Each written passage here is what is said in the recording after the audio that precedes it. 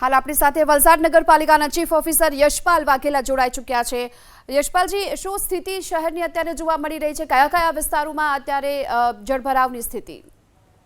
જી, અત્યારે નગરપાલિકા વિસ્તારમાં ખૂબ જ ટૂંક સમયની અંદર વધારે વરસાદ પડવાના લીધે હાલાર વિસ્તાર છે, અબ્રામા વિસ્તાર છે, તિથલ રોડ, ચિપ્પાડ, દાડા બજાર, આની અંદરથી છૂટી છવાઈ અમને ફરિયાદો મળી છે એ સોસાયટી એરિયાની અંદર ને એમાં પાણી ભરાવા બાબતે એની સામે નગરપાલિકાની અત્યારે 4 ટીમ એક્ટિવેટેડ છે, જે દરેક કોલ અટેન્ડ કરી રહી છે અને જેનું જેટલું બને એટલું સ્પીડલી અમે સોલ્યુશન કરી રહ્યા છીએ।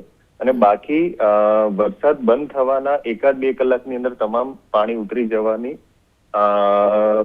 ચોક્કસથી એ બાબતની ખાતરી છે।